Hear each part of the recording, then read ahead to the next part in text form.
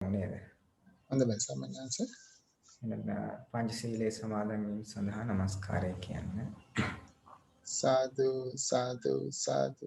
නමෝ තස්ස භගවතු අරහතෝ සම්මා සම්බුද්දස්ස. නමෝ තස්ස භගවතු අරහතෝ සම්මා සම්බුද්දස්ස. නමෝ තස්ස භගවතු අරහතෝ සම්මා සම්බුද්දස්ස. බුද්ධං සරණං ගච්ඡාමි. දං සරණං ගච්ඡාමි. ධම්මං සරණං ධම්මං සරණං ගච්ඡාමි. සංඝං සරණං ගච්ඡාමි. සංඝං සරණං ගච්ඡාමි. තියම්පි බුද්ධං සරණං ගච්ඡාමි. ဒ ුතියම්පි බුද්ධං සරණං ගච්ඡාමි. තියම්පි ධම්මං සරණං ගච්ඡාමි. ဒ ුතියම්පි ධම්මං සරණං ගච්ඡාමි. තියම්පි සංඝං සරණං ගච්ඡාමි. ဒ ුතියම්පි සංඝං සරණං ගච්ඡාමි. තතියම්පි බුද්ධං සරණං ගච්ඡාමි. ဒ ුතියම්පි බුද්ධං සරණං ගච්ඡාමි. තතියම්පි ධම්මං සරණං ගච්ඡාමි. ဒ ුතියම්පි ධම්මං සරණං ගච්ඡාමි. තතියම්පි සංඝං සරණං ගච්ඡාමි. ဒ ුතියම්පි සංඝං සරණං ගච්ඡාමි. සරණාගමනං සම්පුන්නං ආමබන්තේ පානාති පාතා වේරමණී සික්ඛාපදං සමාදියාමි. පාණාතිපාතා වේරමණී සික්ඛාපදං සමාදියාමි. ඉන්නාදානා වේරමණී සික්ඛාපදං සමාදියාමි. අදින්නාදාන වේරමණී සික්ඛාපදං සමාදියාමි. කාමේසු මිච්ඡාචාරා වේරමණී සික්ඛාපදං සමාදියාමි. කාමේසු මිච්ඡාචාරා වේරමණී සික්ඛාපදං සමාදියාමි. මුසාවාදා වේරමණී සික්ඛාපදං සමාදියාමි. සාවාදා වේරමණී සික්ඛාපදං සමාදියාමි. සුරාමේරය මච්ඡපමාදට්ඨානා වේරමණී සික්ඛාපදං සමාදියාමි. සුරාමේරේ මච්ඡපමා දට්ඨානා වේරමණී සික්ඛාපදං සමාදියාමි. අප්පමාදේන සම්පාදිත. ආමබන්තේ සතු සතු සතු. හැම දිනාටම තෙරුවන් සරණයි. සුපුරුදු පරිදි අපි අඟහරුවාදා රාත්‍රී කාලයේදී සිදු කරගෙන ආපු සත්‍තිස් බෝධිපාක්ෂික ධර්ම දේශනා මාලාවට අයත් තවත් ධර්ම කොටසක් තමයි අද දවසේත් අපි ඉගෙන ගන්නේ.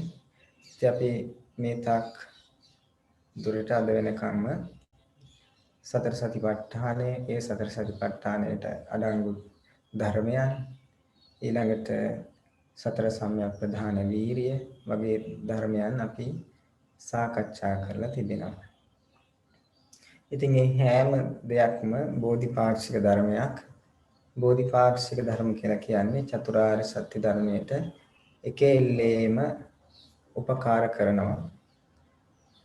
ඒ අදහසින් තමයි බෝධිපාක්ෂික ධර්ම කියලා කියන්නේ. ඉතින් පින්වතුනි මේ බෝධිපාක්ෂික ධර්මයන් අතර අද අපි ඉගෙන ගන්නේ සතර සතිපට්ඨානය, ඊළඟට සතර සම්‍යක් ප්‍රධාන වීරිය, ඊළඟට තමයි ඊළඟ කොටස තමයි සතර ඍද්ධිපාද කියලා කියන්නේ. එතකොට සතර ඍද්ධිපාද කියන එක මේ පින්වතුන් දන්නවා, දන්නේ නැති දෙයක් නෙමෙයි. ඉතින් මේ සතර ඍද්ධිපාද කියන එකත් සත්‍තිස් බෝධිපාක්ෂික ධර්මයක්. නැත්නම් චතුරාර්ය සත්‍ය ධර්මය අවබෝධයට අපිට උපකාර කරනවා. එතකොට පින්වතුනි දැන් අපි දන්නවා බුදුරජාණන් වහන්සේගේ ධර්මය පුරුදු කරනවා කියලා කියන්නේ සැබවින්ම මේ සිත දියුණු කරනවා කියන එක. මේ සිත අපේ පාලනයට යොමු කර ගන්නවා, පාලනයට ගන්නවා. එහෙම ගන්න පුළුවන් වීමේ හැකියාව අපි හදාගන්නේ ධර්මය පුරුදු කිරීමෙන්. බුදුරජාණන් වහන්සේ තමයි මේ සිත පාලනය කරන හැටි ඊළඟට මේ සිත පාලනය කරලා මේ සිතෙන් කරන්න පුළුවන් දේවල් ඒවා සම්පූර්ණයෙන්ම අපිට කියලා දුන්න බුදුරජාණන් වහන්සේ. එතකොට දැන් අපි දන්නවා මේ සිත අපි පාලනය කරොත් මේ සිත අපි දියුණු කරොත් එහෙම ඇත්තටම මේ සිතෙන් කරන්න බැරි වැඩක් නැහැ. හැම දෙයක්ම මේ සිතෙන් කරන්න පුළුවන්. දැන් අපි සාමාන්‍යයෙන් අපේ ජීවිතේ වැඩි ගණන් ගන්න නැති දේ මේ සිත නේද? අපි වැඩි සලකන්නේ නැති අපි වැඩිපුරම හිතන්නේ දැන් මේ කය අපි හොඳ පෝෂණ ආහාර ලැබලා දීලා එහෙම කය නිරෝගීව තබා ගත්තොත් මේ කයෙන් අපිට වැඩක් කරගන්න පුළුවන් කියලා. නමුත් මේ අපි ගණන් ගන්න නැති සලකන්නේ නැති සිත දියුණු කරොත් එහෙම මේ කයට වඩා දෙයක් අපිට ලබා ගන්න පුළුවන්. කරන්න පුළුවන්. මේ කයෙන් කරන ශක්තියට වඩා මේ සිතෙන් ඊට වඩා ලොකු බලයක් සහිතව දෙයක් කරන්න පුළුවන්. ඒ නිසා මේ අපිට පේන්නේ නැති සිත ඊටාත්ම බලවත්. එතකොට පින්වතුනි දැන් බුදුරජාණන් වහන්සේ දේශනා කරා මහණෙනි මේ සිත දියුණු කරොත් එහෙම අර ඉස්සරහා පේන වේපුල්ල පර්වතේ උනත් දෙකට බලන්න පුළුවන් කියලා. එතකොට මේ වගේ බලයක් සිතට තියෙනවා. ඒතර බුදුරජාණන් වහන්සේ වදාලා මහණෙනි මේ සිත දියුණු කරලා වේපුල්ල පර්වත වන්න මේ ලාමක වූ අවිද්‍යාව ගැන කවර කතාවද කියලා. එහෙනම් අපි සිත දියුණු කරන්නේ ඇත්තටම අවිද්‍යාව දුරු කරන්න. නැත්නම් චතුරාර්ය සත්‍ය ධර්මය අවබෝධ කරගන්න. ඒ සඳහා හොඳට තමන්ගේ වසඟේ පවතින සිතක් තියෙනවා. බුදුරජාණන් වහන්සේ වදාළ මේ සිත දියුණු කරාට පස්සේ ඒ සිතෙන් පුළුවන් ඕනනම් මේ අපේ වගේ තව දහස් ගාණක් ඒ විදිහට මවන්න. ඒක නේද කියලා. ඊළඟට සිත දියුණු කරලා පුළුවන් ඕනනම් මේ අපි ජලයේ පීනනවා වගේ මේ පොළවේ පීනන්න. ඒ කියන්නේ ඒ තරමටම සිත දියුණු කරලා. එහෙම නැත්නම් අපි මේ පොළවේ ඇවිදගෙන යනවා වගේ.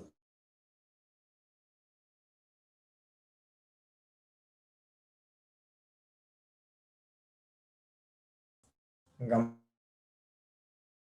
හිතන දැන් මේවා මේ කරන්න පුළුවන්ද කියලා. දැන් අපි ධර්මයේ දේශනේ ධර්ම අහනකොට අපි අහලා තියෙන ඉරිදි ගැන. එතකොට අපිට හිතෙන්න පුළුවන් ඇත්තටම මෙහෙම මේ හිතකට මෙහෙම දෙයක් කරන්න පුළුවන්ද කියලා. ඇත්තටම මේ බුදුරජාණන් ධර්මයේ තියෙනේම කරන්න පුළුවන් කරපු කට්ටිය ඉන්නවා නේද?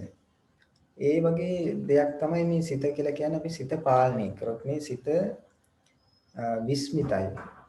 එකෙන් කරන්න පුළුවන් දේවල් බොහෝමයක් තියෙනවා. දැන් උදාහරණයක් රාත්‍රියේ නිදා ගන්න කලින් අපි සමහරලාට සිතින් හිතාගත්තොත් එහෙම මං හිතුව දේ 4ට නැගිටින්න ඕනේ කියලා.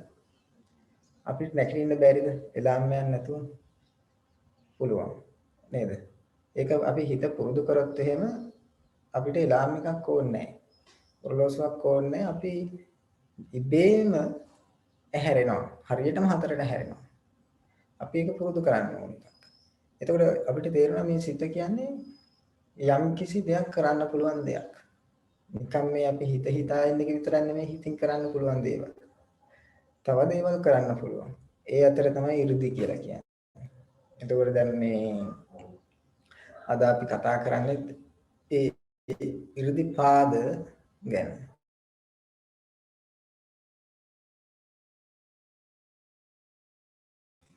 විරිය විමර්ශා කියලා.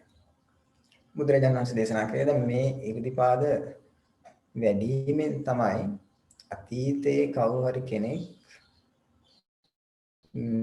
ඔය අපි මම අර කලින් කියපු ඉරිදිවිද ඥාන නේද? ඒ කියන්නේ පොළවේ ඇවිදින ජලයේ ඇවිදින වගේ දේවල් ඊළඟ බිත්ති ප්‍රාකාර ඒව හරහා යෑම නොපෙනී යෑම මේ වගේ දේවල් අතීතයේ යම්කිසි ශ්‍රමණ බ්‍රාහ්මණයෙක් සිද්ධ කරා නම් මේ සතර ඉර්ධිපාද වැඩි වීම නිසා. අනාගතයේත් එහෙමයි වර්තමානයේ කවුරු හරි වගේ දෙයක් කරනවා නම් එයා කරන්නේ මේ සතර ඉර්ධිපාද වැඩි වීම නිසා කියලා.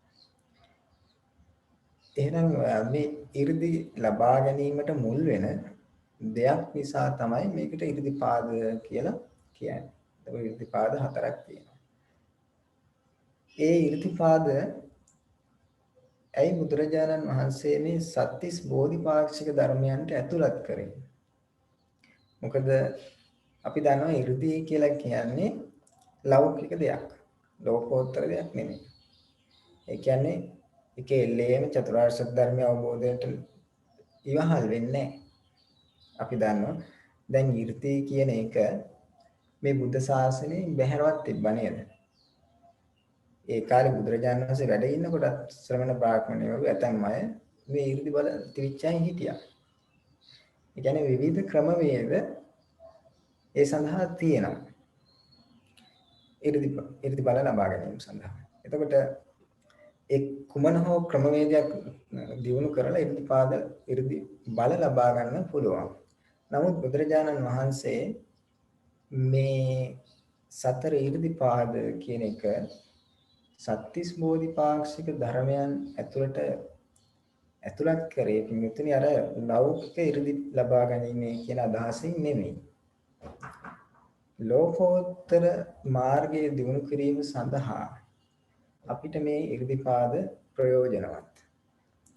එතකොට ලෝකෝත්තර මාර්ගයේ කවුරු හරි කෙනෙක් දියුණු කරනකොට සතර 이르දිපාද වඩනකොට එයාට ඇති වෙන අතුරු ඵලයක් විදිහට 이르දි ලැබෙන්න පුළුවන්. දැන් උදාහරණයක් විදිහට අපි ගමු චුල්ලපන්තක හාමුදුරුවෝ නේද? චුල්ලපන්තක හාමුදුරුවෝ තමන්ට ගාථාවක් පාඩම් කරගන්න විදිහක් නැතුව ඉඳලා අර බුදුරජාණන් වහන්සේ අන්තිමට කියවනේ සුදු රිද්දක් දීලා මේක ගැන සිහි කරන්න කියලා. එතකොට ඒ තුලින් හිත එකඟ කරගත්තට පස්සේ උන්වහන්සේට පුළුවන් වුණා තමන්ගේ තව 1000ක් මවන්න. හැබැයි උන්වහන්සේ ඒ 이르දි ලබා ගන්නවා ඒ විදිහේ දෙයක් කරනවා කියලා නෙමෙයි හිත එකඟ කරේ. ඒක අතුරු ඵලයක් විදිහට ලැබුණා. ඒක සමහර විට සසර පුරුදු කරපු දෙයක් නිසා කලින් සංසාරේ පුරුදු කරපු දෙයක් ඒ පිනක් මතුවලා ආපු නිසා ඒක වුණා. එතකොට නමුත් වැඩිවේ 이르දිපාද නේද? වැඩිවේ 이르දිපාද. එතකොට යම් කිසි කෙනෙකුට 이르දි ලබා ගන්න එකෙල්ලේම 이르දි ලබා ගන්න ඕන නම් එයා කරන්නත් ඕනේ මේ 이르දිපාද වඩන එක. ඒ වගේම තමයි කාට හරි චතුරාර්ය සත්‍ය ධර්මයන් අවබෝධ කරගන්න ඕනි නම් එයාත් කරන්න ඕනි මේ 이르දිපාද වඩන එක. අපි ගත්තොත් එහෙම මේ 이르දිපාද කියලා කියන්නේ මොනවද? මේවා පිටුතුනේ මේ විදිහට තේරුම් ගන්න සරලවම ඒ තමයි 이르දි කියන කේ අදහස යම් කිසි දෙයක් බලාපොරොත්තු වෙන දේ ඉෂ්ට කර ගැනීම. 이르දි කියන එකෙන් 이르දි දැන් බුදුරජාණන් වහන්සේ දේශනා කළ දෙනවා කාමං කාමේ මානස්ස තස්ස චේතං සමිජ්ජති. කාමය කැමති කෙනාට ඒ කියන්නේ ඒකේ අදහස සමෘද්ධිමත් වෙනවා. සමිජ්ජති කියන වචනය මේ 이르දි කියන වචනයට සම්බන්ධයි. ඒ සමිජ්ජති කියලා කියන්නේ සමෘද්ධිමත් වෙනවා කියන එක. අදහස සමෘද්ධිමත් වෙනවා. අදහස ඉෂ්ට වුණා කියන එක. එතකොට 이르දි කියන එකෙන් බලාපොරොත්තු වෙන්නේ මේ අපි යම්කිසි අරමුණක් ගත්තොත් එහෙම ඒ අරමුණ ඉෂ්ට කර ගැනීම. සාක්ෂාත් කර ගැනීම ආන්‍ය අදහස. එතකොට ඒක ලෞකික අරමුණක් වෙන්නත් පුළුවන්. ලෝකෝත්තර අරමුණක් වෙන්නත් පුළුවන්.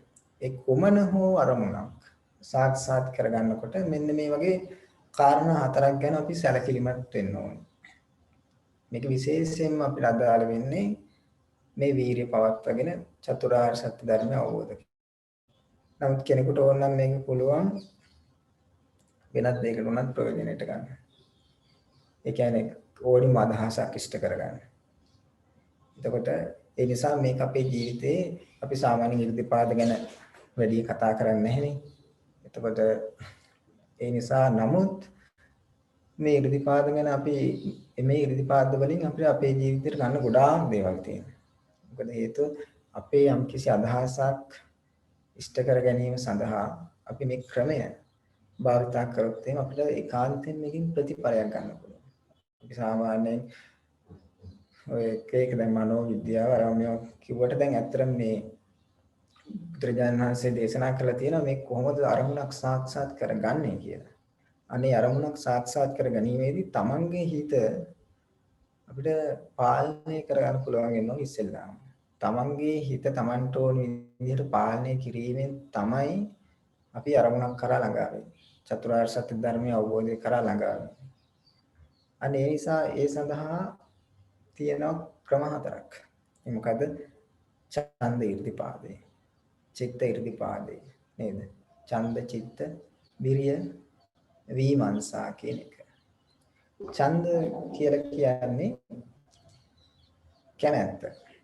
ඡන්දය කියලා කියන්නේ කැමැත්ත, ආසාව කියන එක. විරිය කියලා කියන්නේ අපි යම් කිසි දෙයක් ඉෂ්ට කර ගැනීමට වීරියක් කරන්න ඕනේ නේද? එහෙම නැත්නම් අපි අරමුණකට යන්න බෑ අපි. අපි දැන් චතුරාර්ය සත්‍ය ධර්මය අවබෝධ කිරීමට නම් අපි යම් කිසි වීරියක් කරන්න ඕනේ. ඒ සඳහා අපිට යම් කිසි කැමැත්තක් තියෙනවා, ආසාවක් තියෙනවා නේද? ආන් ඒක. එතකොට ඡන්දේ තියෙන්න ඕනි. චතුරාර්ය සත්‍ය ධර්මය අවබෝධ කිරීම සඳහා. ඒ වගේම මේ විතරක් ඡන්දේ විතරක් මදි වීරිය තියෙන්නත් ඕනේ. ඡන්ද චිත්ත. නෑ චිත්ත, ඡන්ද චිත්ත කියලා කියන්නේ අද අපි දන්නා චිත්ත කියලා මෙතනින් අදහස් කරන්නේ මේ නිකම්ම සිත නෙමෙයි. චිත්ත කියලා කියන්නේ අපි කතා කරන්නේ සිත නෙමෙයි. ඊට වඩා වෙන අදහසක් මේකේ තියෙන. දැන් අපි දන්නවා චන්දං ජනේති වායමති නේද? චිත්තම් පග්ගණ්හාති පදහති කියලා. අපි ඒ වගේ අහලා තියෙනවනේ නේද? අනේ එතකොට දැන් චිත්තම් පග්ගණ්හාති පදහති කියලා කියන්නේ මොකද්ද? චිත්තං සිත දැඩි කර ගන්නවා. සිත දැඩි කර ගන්නවා. එතකොට සිත දැඩි කර ගන්නවා කියන එකෙන් අදහස් කරන්නේ අදිෂ්ඨානය. දැඩි අදිෂ්ඨානයක්. අපි ස්ථිර අදිෂ්ඨානයක් තියා ගන්නවා යම් කිසි අරමුණක් සාක්ෂාත් කරන්න. ඒකට කියනවා චිත්තම් පග්ගණ්හාති පදහති කියලා. එතකොට මේ චිත්ත irdipaden අපි අදහස් කරන්නේ හිතේ තියෙන දැඩි අදිෂ්ඨානය, අදිෂ්ඨාන ශක්තිය යම් කිසි අරමුණක් සාක්ෂාත් කර ගැනීම සඳහා. එතකොට ඡන්දේ තියෙන්න ඕනි. ඊළඟට අදිෂ්ඨානිය තියෙන්න ඕනි. ඡන්ද චිත්ත. ඊළඟට අදිෂ්ඨානිය විතරක් මදි. වීරියක් කරන්න ඕනේ. යම් කිසි වීරියක් කරන්න ඕනේ.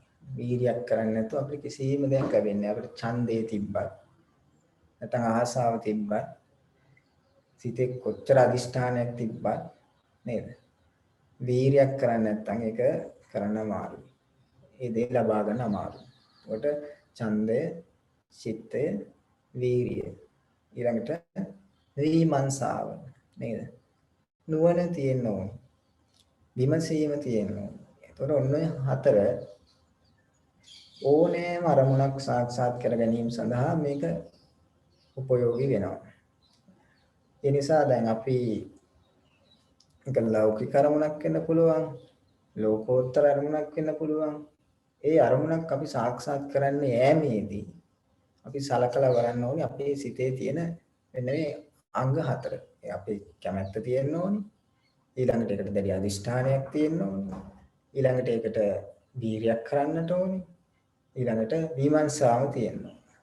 එතකොට ඔන්න ඔය හතර අපි සමබර කරලා අඩු වැඩි කරගන්න නැතුව පිළිවෙලකට දියුණු කරොත් තමයි අපිට මේ ආර්ය අෂ්ටාංගික මාර්ගයේ වඩන්න පුළුවන් වෙන්නේ. ඒකෙන් ප්‍රතිඵලයක් ගන්න පුළුවන්. ඒතර ආර්ය අෂ්ටාංගික මාර්ගය විතරක් නෙමෙයි ඕනෑම දෙයකට මේක අදාළයි. දැන් අපි බුදුරජාණන් වහන්සේගේ ආනන්ද ස්වාමීන් වහන්සේ ළඟට දවසක් ආවා උන්නාභ බ්‍රාහ්මණයා. උන්නාභ බ්‍රාහ්මණය ඇවිල්ලා ආනන්ද හාමුදුරන්ගෙන් ඇහුවා බුදුරජාණන් වහන්සේගේ ශාසනයේ මේ භික්ෂුන් වහන්සේලා බඹසර වාසය කරන්නේ මොකද්ද මේකේ අරමුණ කියලා. එතකොට ආනන්ද ස්වාමීන් වහන්සේ කිව්වා ඡන්දේ ප්‍රහාණය කිරීම සඳහා කියලා. ඡන්දය ප්‍රහාණය කරන්න තමයි මේ භික්ෂුන් වහන්සේලා මේ බුද්ධ ශාසනයේ බඹසර වසන්නේ කියලා. එතකොට උන්නාභ බ්‍රාහ්මණය ඇහුවා ඉතින් එහෙනම් කොහොමද මේ ඡන්දය ප්‍රහාණය කරන්නේ කියලා. එතකොට ආනන්ද ස්වාමීන් වහන්සේ කිව්වා මේ ශාසනයේ භික්ෂු මොකද කරන්නේ?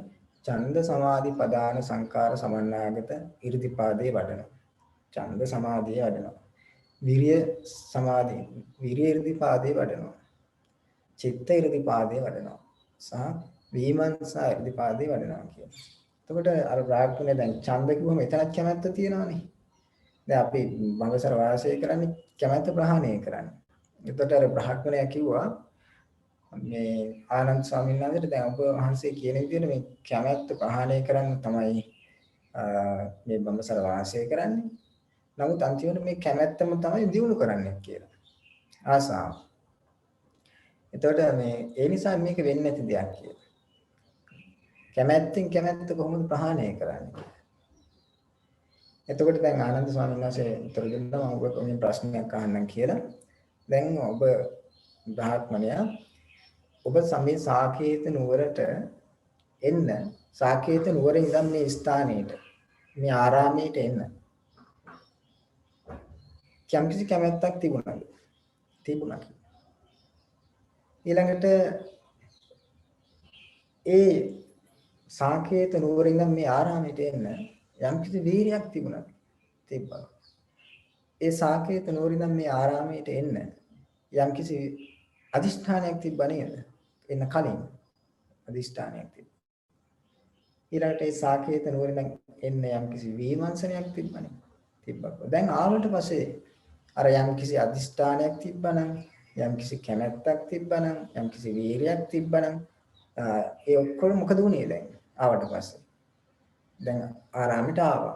එතකොට මේ බ්‍රාහ්මණයෙක් මට කලින් මේ එන්න කලින් යම් කිසි කැමැත්තක් තිබ්බා. ඒ නිසා තමයි මම ආවේ. නමුත් ආවට පස්සේ කැමැත්ත සංසිඳුණා.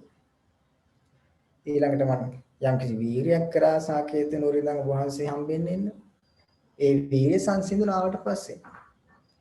ඊළඟට යම් කිසි අදිෂ්ඨානයක් තිබ්බා. මේ සාකේත නුවර ඉඳන් මෙහෙට එන්න. එතකොට ඒ අදිෂ්ඨානය සංසිඳුණා. ආවට පස්සේ ඊළඟට යම්කිසි විමර්ශනයක් දැන් අපි යම්කිසි විමර්ශනයක් කරන්න බෑ මම කොහෙන්ද යන්නේ කොයි පාරෙන්ද යන්නේ නේද කොහොමද ඉක්මනට යන්නේ අන්න ඒ වගේ දෙයක්. ඒතර ඒ වගේ විමර්ශනයක් තිබ්බනම් ඒක ආවට පස්සේ ඉවරයි කියලා. ඒ නිසා කැමැත්තෙන් කැමැත්ත ප්‍රහාණය කරන්න ඕන ඔහොමයි කියලා. දැන් අපි ගත්තොත් දැන් අපේ ජීවිතෙත් අපි ඕනෑම අරමුණක් සාක්ෂාත් කරගන්න ගියාම අපිට ওই ටික නැද්ද බලන්න නේද? තියෙනවනේ. අපි හිතමු දැන් මේ වැඩසටහනට සහභාගී වෙන්න යම්කිසි කැමැත්තක් තිබුණානේ. ඒ කැමැත්ත නිසානේ දැන් අපි මේකට මේ ඉන්ටර්නෙට් එකට සම්බන්ධ වෙලා මෙහෙම ආවේ. එතකොට ඒ කැමැත්ත තිබ්බා. ඊළඟට ඒ සඳහා වීර්යයක් කරේ නැද්ද? කරා. අපි ඉක්මනට යක්තිවිච්ච වැඩ කටයුතු ඉවර කළා මේකට සම්බන්ධ වෙන්න ඕන කියලා වීර්යයක් කරා. ඊළඟට ඡන්දේ ඊළ අදිෂ්ඨානයක් තිබ්බනේ මම මේක අහනවා කියලා. ඊළඟට අපිට තිබ්බා විමර්ශනයක් නේද? කොහොමද මේක අහන්නේ කියලා. එතකොට මේ හැම දෙයකටම සෑම දෙයකටම මේ ටික නම් තියෙනවා. ඡන්දය, චිත්තය, වීරිය, විමර්ශන මේක අපේ හිතේ තියෙන බලයක්. එතන මේක කෙනෙක්ගෙන් කෙනෙකුට අඩු වැඩි වෙන්න පුළුවන්. කෙනෙක්ගේ ඡන්දේ වැඩි වෙන්න පුළුවන්. ඊළඟට කෙනෙක්ගේ වීරිය වැඩි වෙන්න පුළුවන්. කෙනෙක්ගේ අදිෂ්ඨානය වැඩි වෙන්න පුළුවන්. කෙනෙක්ගේ විමර්ශනය වැඩි වෙන්න පුළුවන්. ඒවා පුද්ගලිකත්වයේ මත. නැත්තම් අපි හිතන එකට කියනවා මේ පුද්ගලික වේමත්තතා කියලා නේද? අපේ පුද්ගල වෙනස්කම් මත මේ ඡන්ද, චිත්ත, විරිය, විමර්ශන කියන ඉර්ධිපාද අඩු වැඩි වශයෙන් තියෙන්න පුළුවන්. හැබැයි අපි මේ මොනවා හරි දෙයක් එකක් උපකාර කරගෙන තමයි මේ ධර්ම මාර්ගය දියුණු කරන්නේ. දැන් අපි දන්නා සමහර අය ඉතා දැඩි ආසාවක් තියෙනවා නිවන් දකින්න ඕන කියලා. ඒතකොට ඒගොල්ලන්ගේ ප්‍රධාන වෙන්නේ ඡන්දය. ඊළඟට සමහර අය ගත්තොත් එහෙම ඒගොල්ලන්ගේ දැඩි වීරියක් තියෙනවා. නේද? අපිට නැති වීරියක් තියෙනවා. ඒතකොට ඒගොල්ලෝ වීරිය මුල් කරගෙන තමයි මේක වඩන්නේ. ඊළඟට සමහර අය ගත්තොත් එහෙම ඒගොල්ලන්ගේ තියෙන අදිෂ්ඨානය දැඩි අනිත්යට වඩා. ඒතකොට මේ අදිෂ්ඨානයේ නිසාම එයා මේ ධර්ම මාර්ගය දියුණු කරනවා. සමහර අයට විමර්ශනීය වැඩි නේද? ඒගොල්ලන්ගේ වීරිය අඩු වෙන්න පුළුවන්. නමුත් විමර්ශනයේ තමයි වැඩි. ඒ කියන්නේ සමහරට ඒ වගේ කෙනෙක් මේ විදර්ශනා පැත්ත දියුණු කරන්න බර වෙනවා. ඒතකොට අදිෂ්ඨානයේ සීලීව වීරියවන්ත කෙනෙක් බොහෝ විට සමතේ පැත්ත දියුණු කරන්න බර වෙනවා. නේද? ඒ කොහොම හරි ඒ මොකක් හරි මුල් වෙලා තමයි මේක දියුණු කරගෙන යන්නේ. එතකොට අපිට තේරෙනවා මේ යම් කිසි අරමුණක් සාක්ෂාත් කර ගැනීම සඳහා අපිට මේ ටික ඕනේ. නේද? ඒව නැතුව යන්න විදිහක් නැහැ.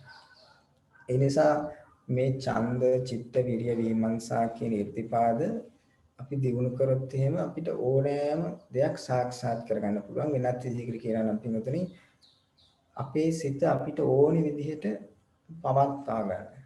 නේද? අපේ සිත යම්කිසි අරමුණක් කරා මෙහෙයවීමේදී ඒ මෙහෙවන්න නම් අපිට අපේ සිත පවත්වා ගන්න බෑ.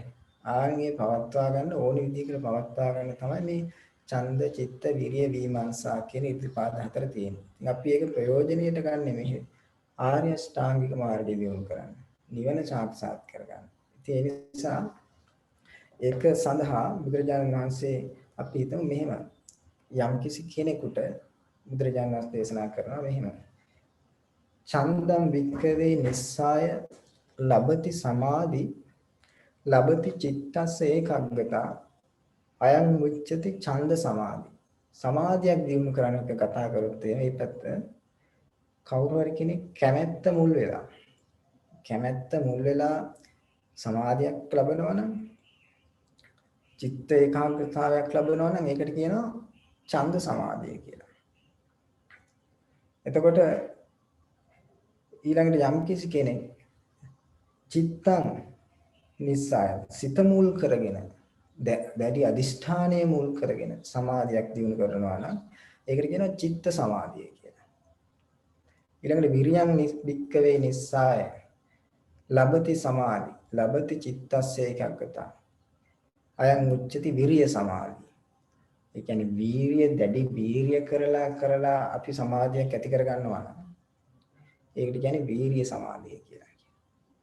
ඊළඟට විමර්ශාව මුල් කරගෙන යම් කිසි කෙනෙක් සමාධියක් ලබනවා නම් ඒකට කියනවා විමර්ශා සමාධිය කියලා. එතකොට අපි එතන තේරෙන දෙයක් තමයි දැන් මේ අදිෂ්ඨානයේ මුල් වෙලා හරි කැමැත්ත මුල් වෙලා හරි වීරිය මුල් වෙලා හරි විමර්ශා මුල් වෙලා හරි ඒ හතරෙන් එකක් මුල් වෙලා සමාධියක් ලබනවා. එතකොට ඒකෙන් අදහස් කරන්නේ නැහැ හැබැයි මෙහෙම විමර්ශා විතර ප්‍රමාණවත්. එහෙම නැත්නම් අදිෂ්ඨානයේ විතර ප්‍රමාණවත් කියන එක අදහස් වෙන්නේ නැහැ. එතනදී අදහස් වෙන්නේ අර දැන් අපි කියමු ඡන්දය කියන කැමැත්ත දැඩි ආසාව. ඒක තමයි මුල් වෙන්නේ ප්‍රබල වෙන්නේ අවස්ථාව. නමුත් අනිත් හතරත් උපකාර වන්නවා. දැන් ඊළඟට චිත්ත සමාධිය කියන්නේ අදිෂ්ඨානයේ මුල් වෙලා කරන සමාධිය. ලබන සමාධිය. ඉතින් අදිෂ්ඨානයක් විතරක් තිබුණා කියලා සමාධියක් ලැබෙන්නේ නැහැ. එතකොට එයා ඒකට කරන්න ඕනේ මොකද්ද? අදිෂ්ඨානය වගේම වීර්යය කරන්නත් ඕනේ. විමර්ශාව තියෙන්නත් ඕනේ. නේද? නමුත් මේකේ උමනාව තියෙන්නේ වැඩිපුර බලවත් උනේ අදිෂ්ඨානය. එතෙන්දී. දැන් අපි ගත්තොත් එහෙම අර පුන්නා බුද්ධ학මණයගේ කතාව එයාට මේ හතරම තිබ්බා. නමුත් සමහර විට අපි හිතමු කෙනෙකුට යම්කිසි තැනකට යන්නේ දැඩි ආසාවක් තියෙනවා. ඒ ආසාව හිතේ තිබ්බා කියලා අපි එතෙන්ට යවෙන්නේ නැහැ. අපි එතෙන්ට යන්නම් අපි වීර්යයක් කරන්න ඕනේ. නේද? නමුත් එතෙන්දී අපේ දැඩි ආසාව තමයි ප්‍රබල වුනේ. අපි කොච්චර ආසාවෙන් හිතාගෙන හිටියත් ගෙදෙට්ලා හිටියට එතනට යවෙන්නේ නේද? ඒ නිසා දැන් අපි ගත්තොත් එහෙම අපිට ලොකු එක්සෑම් එකක් තියෙනවා කියන්නේ. ඒ සඳහා අපිට මේකෙන් පාස් වෙන්න ඕනේ කියලා දැඩි ආසාවක් තියෙනවා. නමුත් එහෙම තිබුණා කියලා අපි වීර්යයක් කරන්නේ නැත්තම් නේද? ඊළඟට අදිෂ්ඨානයක් නැත්තම් මුකුත් වෙන්නේ නැහැ නේ. ප්‍රතිඵලයක් ලැබෙන්නේ නැහැ නේද? විමර්ශාවක් තිබුණ නැත්තම්. ඉතින් ඒක නිසා මේ ඒ අවස්ථාවේදී ඒ කෙනාගේ ප්‍රබලත්වය නැත්තම් බලවත් වෙන්නේ යම් කිසි දෙයක් වෙන්න පුළුවන්. නමුත් අනිත් තුන ඒ වෙලාවේදී ඕනි උපකාර කරනවා. නමුත් අපි හිතමු කෙනෙකුට දැඩි කැමැත්ත මුල් කරගෙන ඔන්න සමාධියක් ලැබුණා නම් අපි කියන එකට ඡන්ද සමාධිය කියලා. නැත්තම් අදිෂ්ඨානය මුල් කරගෙන සමාධියක් ලැබෙනවා නම් ඒකට කියනවා චිත්ත සමාධිය කියලා. නැත්තම් වීරිය මුල් වෙලා සමාධියක් ලබනකොට විරිය සමාධිය. නැත්තම් විමර්ශාව කියලා කියන්නේ නුවණින් විමසීම මුල් වීමෙන්. එතකොට එයාට විදර්ශනා පැත්තෙන් විමර්ශාව කරලා ඒ විමර්ශාව තුලින්ම විමර්ශාව බලවත් කෙනා හැම වෙලේම නුවණින් විමසනවා. එතකොට ඒ නුවණින් විමසීම මුල් කරගෙනම එයාට ඒ විදිහට කාලයක් කරනකොට සමාධියක් ඇති වෙන්න පුළුවන්. එතකොට ඒ මුල් කරගෙන සමාධියක් ඇති වුණාන් පස්සේ ඒකට කියන විමර්ශා සමාධිය කියලා. නැත්නම් අපි හිතනවා ඒකට කියන බුලා විපස්සනා පුබ්බංගම සමතය කියලා. ඒ කියන්නේ ඉස්සෙල්ලාම විදර්ශනා නැත්නම් විමර්ශනයේ මුල් වුණා. නමුත් ටික දවසක් යනකොට ඒ මුල් කරගෙනම සමාධියක් සමතයක් ලබනවා නම් ඒකට විමර්ශා සමාධිය කියලා කියනවා. එතකොට මේ මොකක් හරි දෙයක් තියෙනවා. එතකොට මේ බුදුරජාණන් වහන්සේ මේ විදිහට විස්තර කරනවා. පිටින් දැන් අපි මේ සතර ඉර්ධිපාද කොහොමද සතර ඉර්ධිපාද වල වචන කීපයක් තියෙනවා. මොකද්ද ඒ? ඡන්ද සමාධි ප්‍රදාන සංඛාර සමන්නාගත ඉර්ධිපාද. විරිය සමාධි ප්‍රදාන සංඛාර සමන්නාගත ඉර්ධිපාදේ. ඊළඟට චිත්ත සමාධි ප්‍රදාන සංඛාර සමන්නාගත ඉර්ධිපාදේ. විමර්ශා සමාධි ප්‍රදාන සංඛාර සමන්නාගත ඉර්ධිපාදේ. එතකොට මේකේ තියෙන ඡන්ද සමාධි ප්‍රදාන සංඛාර සමන්නාගත ඉර්ධිපාදේ කියලා. එතකොට මේකේ අපි තේරුම් ගත්තොත් එහෙනම් ඡන්දය කියන එක තේරුණා. ඊළඟට ප්‍රධාන සංඛාර කියලා කියන්නේ මොනවද? ඡන්ද සමාධි ඡන්දේ මුල් කරගත්තු සමාධිය ඊළඟට ප්‍රධාන සංඛාර සමන්නාගත. ඒ කියන්නේ පදන් වීරිය කියලා කියන්නේ අනුප්පන්නානං අකුසලානං ධම්මානං අනුපාදාය ඡන්දං ජනේති වායමති විරියං ආරම්භ චිත්තං පග්ගණ්ණාති පදහති. ඒ කියන්නේ ඡන්දේ මුල් කරගෙන එන අකුසල් ප්‍රහාණය කරලා නේද? උපන් කුසල් දිනු කරලා ලබන සමාධිය. ඔන්නෝකට කියනවා ඡන්ද ප්‍රධාන සංඛාර. ප්‍රධාන සංඛාරය කියලා කියන්නේ සතර සම්‍යක්ප්‍රධාන වීර්යය. ඡන්දේ මුල් වෙලා සතර සම්‍යක්ප්‍රධානයේ වීර්යයෙන් යුක්ත වෙලා ඡන්ද සමාධි ප්‍රධාන සංඛාර කියලා ප්‍රධාන සංඛාර මුල් වෙලා ලබන සමාධිය ඡන්ද සමාධිය. එතකොට වීර්ය මුල් වෙලා ප්‍රධාන සංඛාරය කියන්නේ සතර සම්‍යක්ප්‍රධාන වීර්යයෙන් යුක්තව ලබන සමාධිය. විරිය සමාධිය. මේ විදිහට සතර ඉර්ධිපාද අපිට තේරුම් ගන්න පුළුවන්. එහෙනම් මේ සතර ඉර්ධිපාද වල ඡන්ද ප්‍රධාන සංඛාර සමන්නාගත ඉර්ධිපාදය. ඡන්ද සමාධි ප්‍රධාන සංඛාර සමන්නාගත ඉර්ධිපාදය. විරිය සමාධි ප්‍රධාන සංඛාර සමන්නාගත ඉර්ධිපාදය. මේ විදිහට විමර්ශා සමාධි ප්‍රධාන සංඛාර සමන්නාගත ඉර්ධිපාදය. ওই විදිහට තමයි තියෙන්නේ. එතකොට මේ ඉර්ධිපාද අපි දැන් නිකාම්ම ඡන්දේ විතරක් තිබුණාට මදි. මම ඒකයි කිව්වේ ඒක අපි පාලනය කරගන්න පුළුවන් වෙනවා. අපි සමාන දෙයක් ගත්තොත් එහෙම අපිට මුල් කාලේ යම් කිසි චතුරාර්ය සත්‍ය ධර්මය අවබෝධ කර ගැනීම සඳහා නැත්නම් මේ ධර්මය අවබෝධ කර ගැනීම සඳහා කැමැත්ත තියෙනවා. නමුත් කාලයක් යනකොට මේ කැමැත්ත අඩු වෙනවා. නමුත් සමහරවිට අපි මුලදී වීර්යය කරනවා. ඒ වීර්ය කාලයක් යනකොට අඩු වෙනවා. නේද? පාලනයක් නැහැ. ඒ නිසා සමහරවිට අපි මුලදී හොඳ විමර්ශනයක් කරනවා. නමුත් කාලයක් යනකොට මේ විමර්ශනය නැති වෙනවා. නේද? ඒ නිසා දැන් මෙන්න මේ ටික අපිට ඕන විදිහට පවත්වා ගන්න පුළුවන්.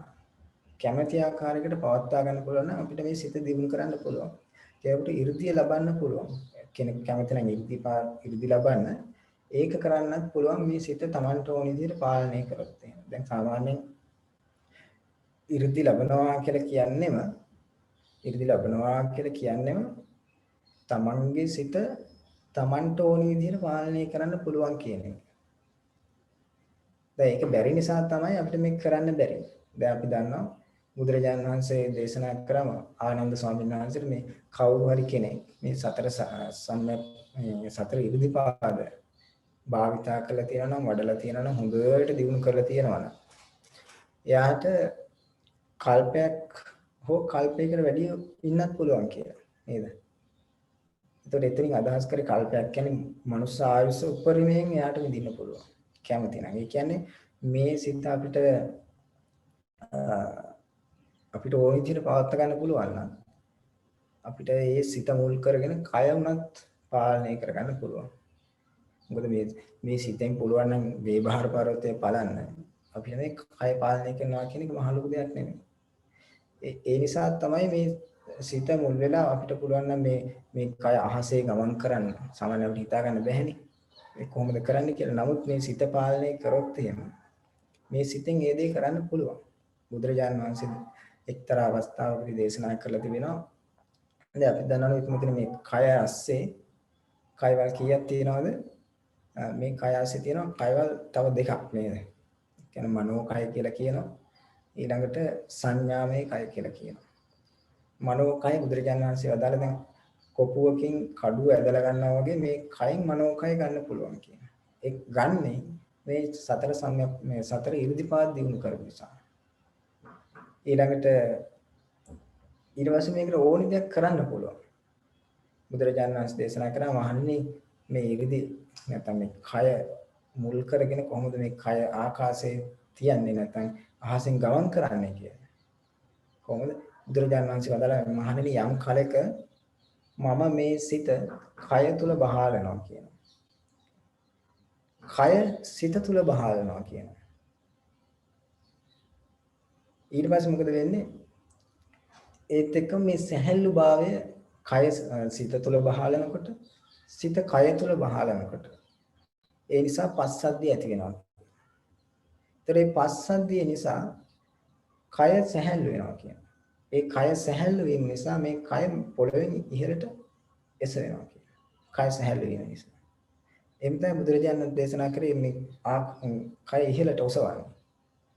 සිත කය තුල බහාලනවා කියනවා. කය සිත තුල බහාලනවා කියනවා. එහෙම කරලා සිත කය සැහැල්ලු කරලා පස්සද්ධිය දියුණු කරලා මේ කය ඒ වෙලාවදී පොළවෙන් ඉහළට එසවෙනවා කියනවා. එහෙනම් ඒක කරන්න පුළුවන් උනේ සිත Tamanට ඕන විදිහට පවත් ගන්න පුළුවන් වෙච්ච නිසාමයි. ඒ නිසා අදිෂ්ඨානයක් සමෘද්ධිමත් කිරීම සඳහා අත්‍යවශ්‍යම දේ තමයි සිත පාලනය කරන්න පුළුවන් වෙච්ච එක. අපි දැන් ඔය මනෝ විද්‍යාව අර මේ කියලා ඉගෙන ගන්නවට වඩා දෙයක් මේකෙන් ඉගෙන ගන්න පුළුවන්. මොකද මේක තමයි බුදුරජාණන් වහන්සේ දේශනා කළ තියෙන කොහොමද අදිෂ්ඨානයේ ශීලීව යම් කිසි අරමුණක් සාක්ෂාත් කරගන්නේ කියලා. බුදුරජාණන් වහන්සේ දේශනා කරා දැන් මෙහෙම කොහොම වැඩුවොත්ද මේ සතර ඉර්ධිපාද යම් කිසි අරමුණක් සාක්ෂාත් කරගන්න පුළුවන් වෙන්නේ. නිකාම කැමැත්ත තිබුණට මදි. අදිෂ්ඨානය තිබ්බට මදි. ඒක අඩු වැඩි වෙනවා. ඒ නිසා ඒක නියමාකාරයෙන් පාලනය කරගන්න පුළුවන් වෙන්න ඕනේ. එතකොට තමයි ඉස්සරහට යන්න පුළුවන් වෙන්නේ. බුදුරජාණන් වහන්සේ මෙහෙම වදාළා. ඉද බික්කවේ බික්කු ඡන්ද සමාධි ප්‍රධාන සංකාර සමන්නාගත ඉර්ධිපාදම් භාවේති. ඔන්න ඡන්ද සමාධිය වඩනවා. කොහොමද වඩන්නේ? ඉති මේ ඡන්தோ නච අතිලීනෝ භවිස්සති. මගේ මේ කැමැත්ත ඇතුළට හැකිලෙන්නෙත් නැහැ. ඊළඟට නච අතිප්පගහිතෝ භවිස්සති. දැඩි කොට ගන්නෙත් නැහැ. මගේ මේ කැමැත්ත ලිහිල්ව ගන්නෙත් නැහැ. දැඩිව ගන්නෙත් නැහැ. ඊළඟට නච අජ්ජත්තං සංකිත්තං හොති. ආධ්‍යාත්මේ හැකිලිලත් නැහැ කැමැත්ත. නච බහිද්දා වික්කිත්තෝ හොති. බාහිරට විසිරලත් නැහැ. ඊළඟට පච්චා පුරේ සංඤේ විහෙරති.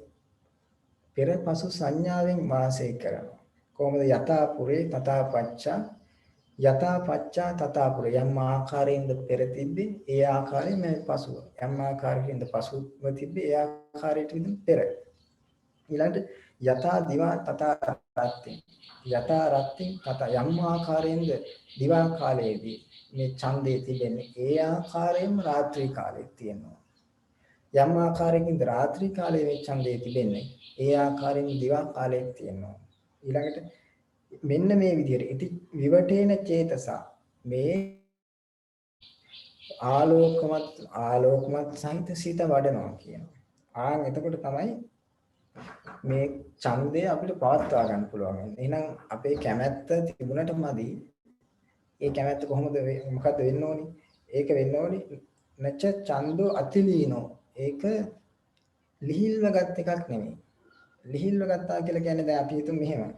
ඉද වික්කවේ වික්ඛු ඡන්தோ කෝසජ්ජ සහගතෝ කෝසජ්ජ සම්පයුක්තෝ අයං උච්චති අතිලීනෝ ඡන්தோ. ඒ කියන්නේ කැමැත්ත තියෙනවා. නමුත් කුසීතයි. එතකොට මේ කැමැත්ත තිබ්බා කියලා ඒ කුසීත භාවයත් එක්ක නම් ඒ කැමැත්ත තියෙන්නේ. අරමුණක් කරා යන්නේ කැමැත්ත මදි. බලවත් මදි කැමැත්ත. නේද? ඒ නිසා දැන් අපි සාමාන්‍යයෙන් ගත්තොත් අපිට දැන් එක්සෑම් එකක් පාස් වෙන්න හරි ඊළඟට යම් කිසි දෙයක් කරන්න හරි කැමැත්ත තියෙනවා. නමුත් කම්මැලිකම තියෙනවා ඒත් එක්කම. එහෙනම් අපි කැමැත්ත නියමාකාරයෙන් තියෙනුනේ නේද? කම්මැලිකම නැතුව නිකන් ලිහිල්ව ගත්ත කැමැත්තක් නෙමෙයි ඒක. ඒකයි. ඊළඟට කතමෝච වික්කවේ අතිප්ප ගහිතෝ ඡන්தோ කියන්නේ දැඩි ආසාවක්. දැඩිව අරගෙන කැමැත්ත. ඒක හරියන්නේත් නැහැ. ඒකත් වැරදි ක්‍රමයක්. ඒ මොකද යෝ හෝති වික්කවේ ඡන්தோ උද්දච්ච සාගර හිතේ විසිරීමට මුල් වෙනවා දැඩිව ගත්තොත් එහෙම. මේක විශේෂයෙන්ම බලපාන සමාධියක් ඇති කරගන්න. ඒකට සමාධියක් ඇති කරගන්න ගියාම පස්සේ සමාධියක් ඇති කරගන්න ඉස්සෙල්ලාම කැමැත්ත තියෙනවා. හැබැයි මේ කැමැත්ත කුසීතකමත් එක්ක තිබුණොත් ඒකත් වැඩක් නැහැ. ඊළඟට ඒ කැමැත්ත මේ දැඩිව ගත්තොත් එහෙම ඒක හිත උද්දච්චයට යනවා. එහෙනම් දැඩිව ගන්නෙත් නැතුව ලිහිල්ව ගන්නෙත් නැතුව සම්බර කරන්න ඕනි ඡන්දය කියන එක. ඊළඟට කතමෝච බික්කේ ඡන්தோ අජ්ජත්තං සංකීතෝ කොහොමද මේ කැමැත්ත ආධ්‍යාත්මේ හැකිලිලා තියෙන්නේ? යෝයි වික්කවේ ඡන්தோ තීන මිද්ද සහගතෝ. ඔන්න අපේ කැමැත්ත තියෙන නමුත් අපිට නිදිමතයි. කැමැත්ත තිබුණත් නිදිමතයි. එතකොට ඒකෙන් වැඩක් වෙන්නේ නැහැ. ඊළඟට කතමෝච වික්කවේ ඡන්தோ බහිද්දා වික්කිත්තෝ බාහිරට විසිරෙන්නේ. එතකොට කැමැත්තත් එක්ක කැමැත්ත තියෙන නමුත් ඒ කැමැත්ත තිබුණාට නෑ සිත පංචකාම අරමුණු වලට බාහිර පංචකාම අරමුණු වලට විසිරීලා තියෙනවා. එතකොට ඒ කැමැත්තෙන් ඇති වැඩක් නෑ. එක්කෝ අපේ කැමැත්ත ලිහිල්ව අරගෙන එහෙම නැත්නම් අපි කැමැත්ත දැඩිව අරගෙන. එහෙම නැත්නම් මේ කැමැත්තත් එක්ක අපි නිදිමත ගතිය තියෙනවා. එහෙම නැත්නම් ඒ කැමැත්තත් එක්ක අපිට තියෙනවා මේ පංචකාම අරමුණු. එතකොට ඒවත් එක මේක කරන්න බෑ. එතකොට ඊළඟ බුදුරජාණන් වහන්සේ දේශනා කරනවා දැන් මේ ටිකම බලන්න නේද? අන්න දැන් අපි හිතමු අපි යම්කිසි පොතක් බලන්න ගත්ත කියලා නේද? අපිට අද කැමැත්තක් තිබිච්ච නිසා තමයි යම්කිසි පොතක් බලන්න ගත්තේ. නමුත් ඒ පොත බලන්න ගියාම පස්සේ ඔන්න කම්මැලි නම් නේද? ඒක වැඩේ වෙන්නේ නැහැ. ඊළඟට ඒ පොත බලන්න ගියාට පස්සේ අපි ගත්තොත් දැඩිව අරගෙන නම් ඒක වෙන්නේ නැහැ දැඩිව ගන්න. ඊළඟට හිත නිදිමතට වැටෙනවා නම් නැත්තම් වෙන වෙන දේවල් පංචකාම අරමුණු ගැන හිත හිතා ඉන්නවා නම් අපිට ඒක වැඩේ කරගන්න වෙන්නේ නැහැ. ඒ නිසා කැමැත්ත තියෙන්න ඕනේ සම්බර වෙලා. ඊළඟ බුදුරජාණන් දේශනා කරන කොහොමද පච්චාපුරේ සංඥාව මේකත් අතිශයින්ම වැදගත්. මොකද පච්චාපුරේ සංඥාව කියන්නේ පෙර යම්සේද පසුත් එසේමයි. පසු යම්සේද පෙරත් එසේමයි. ඒ විදිහට අපි කැමැත්ත පටන් ගත්තට මේ පෙර තිබ්බේ විදිහට නෙමෙයි පස්සේ යනකොට ටිකක් අඩු වෙනවා නේද? ඒ නිසා මේ අපේ තියෙන කැමැත්ත යම් පටන් ගත්තේ කොහොමද ඒ විදිහටම පස්සෙත් තියෙනවා. ඒ විදිහටම. එහෙම තිබ්බොත් තමයි අපි යම් කිසි අරමුණට අදිස්ථානයට අවුල් යන්න පුළුවන්. එහෙනම් පෙර යම්සේද පසුත් එසේමයි. පසු යම්සේද පෙරත් එසේමයි. කැමැත්ත එක දිගටම තියෙන්න ඕනේ මේ විදිහට. එහෙම තිබ්බොත් තමයි ඉස්සරහට අපිට යන්න පුළුවන්. ඊළඟට රාත්‍රී කාලේ යම්සේද දවල් කාලෙත් ඒ විදිහටමයි. දවල් කාලේ යම්සේද රාත්‍රී කාලෙත් ඒ විදිහටමයි. ඔන්න ඔය විදිහට කැමැත්ත හැම වෙලේම එකම ආකාරයකින් ලිහිල්ව ගන්නෙත් නැතුව, දැඩිව ගන්නෙත් නැතුව, ආධ්‍යාත්මේ හැකිලෙන්න දෙන්නෙත් නැතුව, බාහිරට විසිරෙන්න දෙන්නෙත් නැතුව පටන් ගත්තේ කොහොමද? ඒ විදිහටම පස්සේ ඒ විදිහට කැමැත්ත තියාගෙන ඉන්න ඕනේ. ඒක අපිට තේරෙනවා මේක බොහොම සීරුවෙන් කරන්න ඕනේ දෙයක්. එහෙම සීරුවෙන් කිරීම නිසා තමයි මේ සමාධිය වෙන්නේ. එතකොට සමාධියක් ඇති කර ගන්න නම් ඡන්ද සමාධිය නේද? ඡන්ද සමාධිය කියන එක දැන් ඡන්දය මුල් වෙලා තියෙන සමාධිය අපි දිනු කරන්න ඕනේ නම් සෙල්ලාමක් කරන්න ඕනේ කැමැත්ත ඇති කර ගන්න ඕනේ. හැබැයි මේ කැමැත්ත දැඩිව ගන්න බෑ. ලිහිල්ව ගන්න බෑ. ආධ්‍යාත්මේ කිලින්න බෑ. බාහිරට විසිරෙන්න බෑ. ඊළඟට පටන් ගත්ත විදිහටම පසුකටත් ඒ කැමැත්ත තියෙනවා. එතකොට තමයි මේ ඉර්ධිපාද සමාධියක් අපිට දිනු කරගන්න පුළුවන්. ඒ විදිහට තමයි අපි ගත්තොත් මේ චිත්තය කියලා කියන්නේ අදිෂ්ඨානය නේද? ඒ අදිෂ්ඨානය තිබ්බටමදි. අදිෂ්ඨානය ලිහිල්ව ගන්න බෑ. අදිෂ්ඨානය ලිහිල්ුනොත් එහෙම ඒක කරන්න අමාරුයි. අදිෂ්ඨානය දැඩි කරගත්තොත් මේත් බෑ. එතකොට සිත විසිරෙනවා. ඊළඟට අදිෂ්ඨානයත් එක්ක නිදිමත තිබුණොත් ඒත් බෑ. අදිෂ්ඨානයත් එක්ක අදිෂ්ඨානයේ තියෙනවා මම මේක කරනවා කියලා. නමුත් පංචකාම අරමුණු වලට හිත විසිරෙනවා නම් ඒකත් බෑ. ඒ වගේම තමයි මුලදී අදිෂ්ඨානයේ තිබ්බා නමුත් පස්සේ අදිෂ්ඨානේ නැත්තම් ඒත් කරන්න බෑ. ඒ නිසා අදිෂ්ඨානය දිගටම එකම ආකාරයකින් එකම ක්‍රමයකට තියාගන්න ඕනේ. එහෙම වුණොත් තමයි ඒ අරමුණ අපිට සාක්ෂාත් කරගන්න පුළුවන්. දැන් අපි මේක තේරුම් ගන්න පුළුවන් නේද? දැන් අපි යම්කිසි දෙයක් අදිෂ්ඨාන කරලා අපි මම මේ වැඩේ කරනවා කියලා නේද? ඒකම ව්‍යාපාරයක් කියලා. අදිෂ්ඨාන සහගතව ඒක කරනවා පටන් ගත්තා.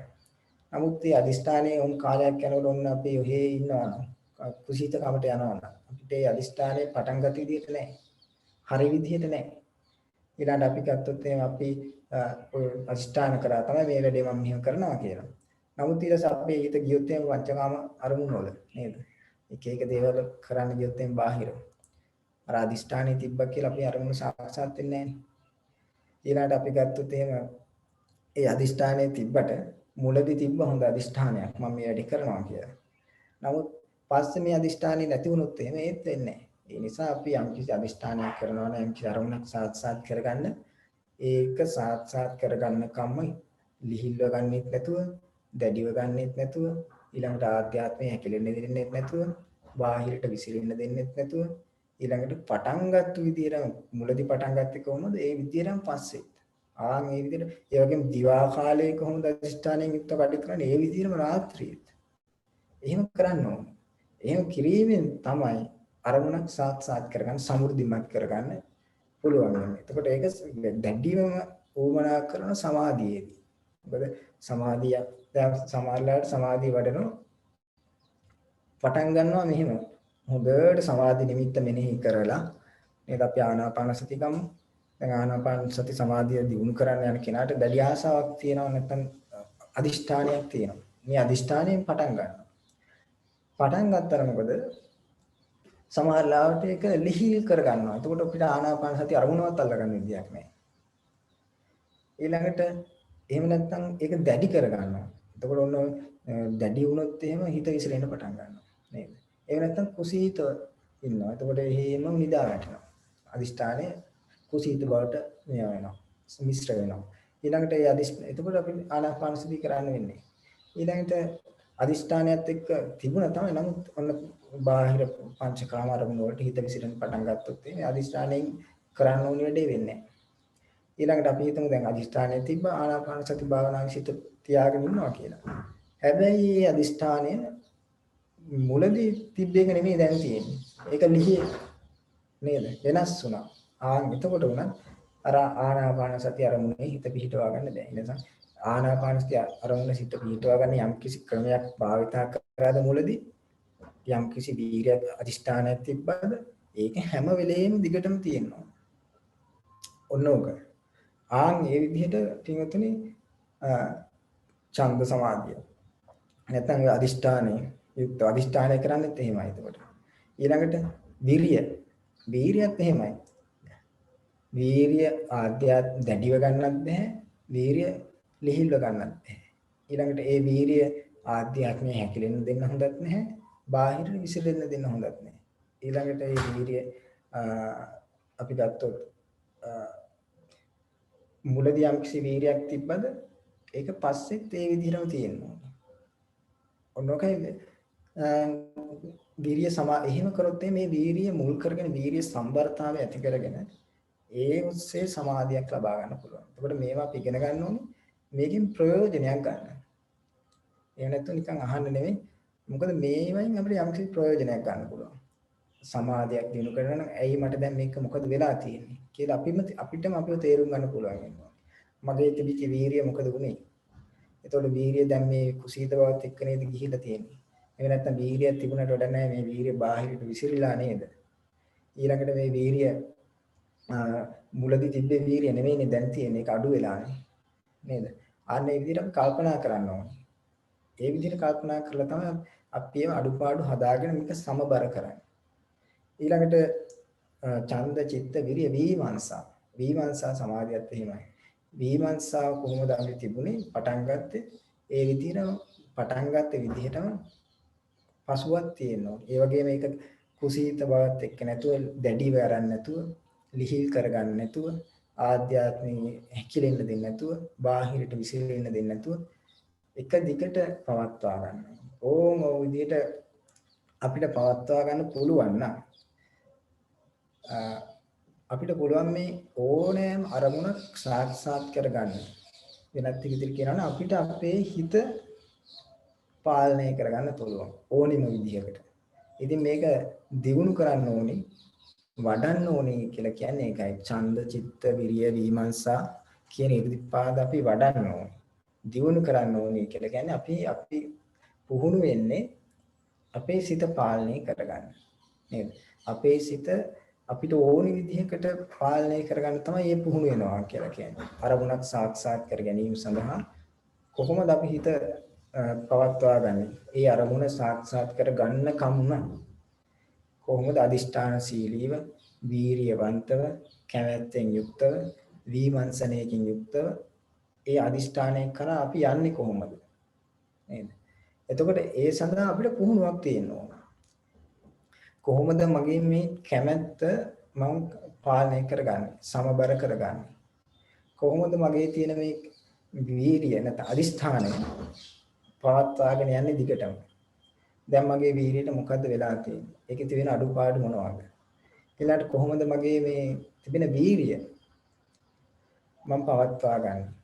ඒකේ තියෙන අඩුපාඩු මොනවද? ඒක බාහිරට විසිරලාද? එහෙම නැත්නම් ආධ්‍යාත්මික හැකිලිලාද? එහෙම නැත්නම් කුසීත වෙලාද කියලා අපිම විමසා ගන්න ඕනේ. ඒ විමසාගෙන ඒ තියෙන අඩුපාඩු හදා ගන්න ඕනේ. ඊළඟට විමර්ශාව නේද? අපි මුල් කාලේ හොඳ විමර්ශාවක් කරනවා. පස්සේ මේ විමර්ශාව අඩු වෙනවා. ඒ නිසා දැන් මේකේ තියෙන්නේ ඉද බික්කවේ බික්කු යේහි ආකාරේහි යේහි ලිංගේහි යේහි නිමිත්තේහි යම් ආකාරයකින් යම් ලිංගයකින් යම් විදිහකින් දිවා ඡන්ද සමාධි පදාන සංකාර සමන්නාගත ඉර්ධිපාදං භාවේති යම් ආකාරයකින් යම් විදිහකින් යම් ක්‍රමයකින් දිවා කාලේ ඡන්ද ඉර්ධිපාදේ වැඩුවද ඒ ආකාරයෙන් තේහි ආකාරයේහි තේහි ලිංගේහි තේහි නිමිත්තේහි ආන්ගේ ඒ විදිහටම ඒ ආකාරයෙන්ම රාත්‍රී කාලයේත් වඩනවා. එතකොට අපි පටන් ගත්තේ යම් විදියකින්ද යම් ආකාරයකින්ද යම් ක්‍රමයකින්ද ඒක අවසන් වෙනකනුත් ඒ විදිහටම තියාගන්න ඕනේ. එතකොට බලන්න මේම අපිට මේ දිනු කරගන්න පුළුවන් නම් අපිට අනිවාර්යෙන්ම අපි අවශ්‍ය අරමුණට යන්න පුළුවන්. අපි දැන් මෙතෙන්දී අපි කල්පනා කරන්නේ ලෝකෝත්තර පැත්ත නේද? ඒ කියන්නේ චතුරාර්ය සත්‍ය අවබෝධයට උපකාර කරගන්න හැටි මේක. ඒ කියන්නේ ඒකයි මේක බෝධිපාක්ෂික ධර්මයක් විදිහට වෙන්නේ. ඒතකොට මේ ඡන්ද, චිත්ත, විරිය, විමර්ශා කියන ඒවා අපි දැනගැනීමෙන් ඊළඟට ඉගෙන ගැනීමෙන් අපිට ඒකාන්තයෙන්ම අපේ ලෝකෝත්තර අරමුණ තමයි චතුරාර්ය සත්‍ය ධර්මය අවබෝධ කිරීම. ඒතකොට ඒ සඳහා යනකොට අපිට මේ අපේ මාර්ගය යම් කිසි තැනක අපිට තේරුණොත් මේක දියුණු වෙන්නේ නැහැ කියලා නේද? නැවතුණා කියලා. මේ වෙලාවට කල්පනා කරලා විමසා බලන්න ඕනේ තමන්ට මොකද වුනේ නේද? ඇයි මගේ මෙහෙම දියුණු වෙන්නේ නැත්තේ? මොකද මේ තියෙන ප්‍රශ්නේ කියලා. එතකොට අපිට තේරුම් ගන්න මගේ කැමැත්ත කොහොමද තිබුණේ? නැත්තම් මගේ අදිෂ්ඨානය කොහොමද? නැත්තම් මගේ වීරිය කොහොමද? එහෙම නැත්තම් මගේ විමර්ශනාව කොහොමද? එතකොට ඒවයි තියෙන අඩුපාඩු මොනවද? ඒ විමර්ශනාව අපි ගත්තොත් විමර්ශනාව කුසීතද? නැත්තම් ඒක බාහිරට විසිරලාද? එහෙම නැත්තම් ආධ්‍යාත්මයේ කිලිලාද? එහෙම නැත්තම් මම පටන් ගත්ත විමර්ශනාව දැන් නැද්ද තියනවද කියලා අපිට කල්පනා කරන්න පුළුවන්. ඒ කල්පනා කරලා තමයි අපි මේක හදාගන්නේ. එතකොට පින්වතුනි දැන් මෙන්න මේ ඡන්ද, චිත්ත, විරිය, විමර්ශා කියන කොටස් නැත්තම් අංග 4 මතක තියාගන්න මේක හිතේ තියෙන එක්තරා බලයක් ප්‍රයෝජනයට ගන්න පුළුවන් දෙයක්. එතකොට මේ ටික පුරුදු වෙන්න ඕනේ මේක දියුණු කරන්නේ කොහොමද? මේක පාලනය කරන්නේ කොහොමද? අපිට ඕන විදිහට තියාගන්නේ කොහොමද? නේද? එහෙම ඒකට තමයි මම කියන්නේ හිත විසිරෙන්න දෙන්නේ නැතුව, හැකිලෙන්න දෙන්නේ නැතුව නැත්තම් මේ ඉර්ධිපාද විසිරෙන්න දෙන්නෙත් නැහැ, හැකිලෙන්න දෙන්නෙත් නැහැ, දැඩිව ගන්නෙත් නැහැ, ලිහිල් කරන්නෙත් නැහැ. පෙර පටන් ගත්ත විදිහටම පස්සෙත් තියාගෙන ඉන්නවා. ඔන්න ඔය ටික. ඔන්න ඔය ටික පාලනය කරගන්න පුළුවන් නම් Tamanට ඕනි විදිහට මේ සතර ඉර්ධිපාදවල ඒවා ඉගෙනගෙන ඊට අනුව ඒ ඉර්ධිපාදත් සමබර කරගන්න පුළුවන් නම් අපිට ඕනෑම අරමුණකට යෑම සඳහා ඒක ලෞකික වෙන්නත් පුළුවන් ලෝකෝත්තර වෙන්නත් පුළුවන් ඕනෑම අරමුණකට යෑම සඳහා මේ ටික උපකාර කරගන්න පුළුවන්. අපි උදාහරණයක් ගත්තොත් අපි විභාගයක් පාස් වෙන්න ඕනේ. ඒක සඳහා ඒ කැමැත්ත තිබුණට වැඩක් නැහැ දැන් මට මේ නිදිමතයි නේද? නැත්තම් මේක දැඩිව අරගෙන නැත්තම් ලිහිල්ව අරගෙන දැන් දැඩිව ගත්තාන් පස්සේ වෙන්නේ අපිට විභාගයක් එක්සෑම් එකක් ආවොත් එහෙම මේකට අපි බය වෙලා නේද? දැඩිව මේක මේවා කරන්න ගියොත් එම් සමහරට අපිට පාඩම් කරන්න එකවත් මතක නැහැ. ඒ නිසා එතකොට අපි තේරුම් ගන්න ඕනේ මේ කැමැත්ත දැඩිව අරගෙන තියෙන්නේ. ඒකයි මේ හිත විසිරලා. එතකොට අපේ හිතේ සංසිඳීමක් තියෙන්න ඕනේ ඕනින් වැඩක් කරන්න. ඒක විසිරුණොත් බෑ. ඒ වගේම තමයි මේ කැමැත්ත ලිහිල්ව ගත්තොත් එහෙම. කුසීත බවත් එක්ක ඒක කරන්න බෑ. ඒතකොට එක්සෑම් එකක් එහෙම පාස් වෙන්න බෑ නේද? ඕනිම දෙයක්. ඒකයි දැන් මේ ඉර්ධිපාද වලින් අපේ ඉර්ධි ලැබෙනවා. ඒ කියන්නේ අහසෙන් යන්න පුළුවන් නේද? පොළවේ පිනන්න පුළුවන් මේ ඔක්කොම ටික ලබා ගන්න පුළුවන් වෙන්නේ හිත Tamanට ඕනි විදිහට පවත්වා ගන්න පුළුවන් කෙනාට. එතකොට හිත Tamanට ඕනි විදිහට පවත්වා ගන්න පුළුවන් කෙනාට ඒකයි බුදුරජාණන් වහන්සේ වදාළේ යම් කිසි කෙනෙක් මේ ඉර්ධිපාද වඩුවා නම් බහුල වශයෙන් වඩලා තියෙනවා නම් යානාවක් විදිහට වඩලා තියෙනවා නම් මොකද වෙන්නේ? එයාට කැමති නම් කල්පයක් වුණත් ඉන්න පුළුවන්. ඊටත් වැඩියෙන් වුණත් ඉන්න පුළුවන්. මොකද මේ හිත තමයි ඔක්කොම මුල් වෙන්නේ. එතකොට හිත ඕනි විදිහට Tamanට ඕනි විදිහට පාලනය කරගන්න පුළුවන්. නැත්නම් හිත Tamanගේ වශයෙන් ප්‍රයත්න ගන්න පුළුවන් කියන එක. එහෙම පුළුවන් නම් Tamanට ඒකෙන් ඕනි වැඩ කරන්න පුළුවන්. බුදුරජාණන් දේශනා කළා තියෙනවා දැන් හිතෙන් සමාධියක් ඇති කරගත්තොත් එහෙම ඒක හරියට කියනවා කෝවේ දාලා රත්තරන් උණු කරලා හොඳට පිරිසිදු රත්තරන් පෙරාගත්තට පස්සේ උණු කරලා හදාගත්තට පස්සේ ඒකෙන් ඕනනම් හදන්න පුළුවන් කියනවා මාල වලලු කැමැති දේවල් හදා ගන්න පුළුවන් කියනවා. ඒ රත්තරන් ටික. ඒ වගේ තමයි මේ හොඳට සතර ඉර්ධිපාද වඩපු කියන්නේ තමන්ගේ වසීභාවයට ගත්තු හිත. ඒකෙන් ඕනිම දෙයක් කරන්න පුළුවන්. කෙනෙකුට කරන්න පුළුවන්. ඕනනම් ඒකෙන් ඉර්ධිය ලබා ගන්න පුළුවන්. එයා ඉර්ධි ලබා ගන්න පැත්තට හිත මෙහෙවුවොත් මේක වෙනවා. ඊළඟට එයා මේ ආශ්‍රව ශේක්‍රීමට හිත යොමු කරොත් මේක වෙනවා. මොකද හිත පාලනය කරගන්න පුළුවන්. හිත ඒකට යොමු කරන්න පුළුවන්. නැත්නම් අපි භාවනා අරමුණේ හිත තබා ගන්න පුළුවන් Tamanට ඕන විදිහට. එතකොට ඒ ආශ්‍රවයන් ශේක්‍රීම සඳහා යාගීත මෙහෙයුවොත් ඒකත් ලේසියෙන් කරන්න පුළුවන් වෙනවා. ඒ නිසා දැන් අපි මේ ඉර්ධිපාද ඉගෙන ගැනීමෙන් අපි බලාපොරොත්තු වෙන්නේ අන්න ඒකයි. ඒ කියන්නේ අපේ තියෙන අඩුපාඩු හදාගන්න. අපේ තියෙන ඡන්දේ නැත්නම් අදිෂ්ඨානේ නැත්නම් වීරියේ එහෙම නැත්නම් විමර්ශනාවේ තියෙන අඩුපාඩු ටික හදාගන්න. ඊළඟට ඒ අඩුපාඩු හදාගෙන සමබර කරගන්න. ආන් එහෙම සම්බර කරගෙන අපේ තියෙන එකම අදිෂ්ඨානය තමයි චතුරාර්ය සත්‍ය ධර්මය අවබෝධ කිරීම. ආන් මේ සඳහා හිත මෙහෙවන්න. හිත මෙහෙවීම Tamanට හිත මෙහෙවීමේදී ඒ තමන්ගේ හිත තමන්ට ඕනේ ආකාරයට හිත මෙහෙවන්න පුරුදු වෙන්න. එතකොට ඒ සඳහා දැන් අපි කැමැත්ත තියනවා නම් ඒ කැමැත්ත කොහොමද තව ටිකක් දියුණු කරගන්නේ? අදිෂ්ඨානයේ තියනවා නම් ඒ අදිෂ්ඨානය දියුණු කරගන්නේ කොහොමද? ඒකේ තියෙන අඩුපාඩු මොනවද? ඒ බල අපිට පුළුවන් මේ චතුරාර්ය සත්‍ය ධර්මය අවබෝධ කිරීම සඳහා මේ ඡන්ද, චිත්ත, විරිය, විමර්ශා කියන ඉර්ධිපාද වඩන්න. ඉර්ධිපාද වඩනවා කියන්නේ ඒවා අවබෝධයෙන් යුක්තව පුහුණු කරනවා. එතකොට දැන් කැමැත්ත තිබුණාට දැන් මගේ ඉස්සෙල්ලා තිබිච්ච කැමැත්ත නෑ දැන්. එතකොට ඒ කැමැත්ත ඒ විදිහට නැවත ලබා ගැනීම සඳහා. ඒක අවබෝධයෙන් යුක්තව පුහුණු කරනවා. ඒ පුහුණු කිරීමත් එක්ක අපි බලාපොරොත්තු වෙන අරමුණට අපි ළඟා වෙන්න පුළුවන්. ඒ නිසා පින්වතුනි මෙන්න මේක තමයි සතර ඉර්ධිපාද වඩනවා කියලා කියන්නේ. එහෙම නැත්නම් වෙන දෙයක් නෙමෙයි. එතකොට ඒ නිසා මේ සතර ඉර්ධිපාද වැඩිවීමෙන් අතුරුපොස් බලයක් විදිහට තමයි ආර්ය ශ්‍රාවකයට 이르දිය කියන එක ලැබෙන්නේ. නමුත් ඒකේ ප්‍රධානතම අංගය තමයි මේ අවබෝධයේ අංගයක් බවට පත් වෙලා චතුරාර්ය සත්‍ය ධර්මයේ අවබෝධ කර ගැනීම. ඒ නිසා ඔබ සෑම සියලු දිනාටත් අද මේ ධර්මය අහලා අපේ ජීවිතේ යම්කිසි අරමුණු සාක්ෂාත් කර ගැනීම සඳහා ඒ කියන්නේ ධර්මය අවබෝධ කර ගැනීම සඳහා මෙන්න මේ සතර ඉද්ධිපාද දියුණු කර ගැනීම සඳහා ඔබ සෑම සියලු දිනාටම ශක්තිය ධෛර්ය වාසනාව ලැබේවා කියලා ප්‍රාර්ථනා කරනවා. ඉතින් මේ සතර ඉද්ධිපාද ගැන යම්කිසි ගැටලුවක් තියෙනවා නම් ඒකත් දැන් අහන්න පුළුවන්.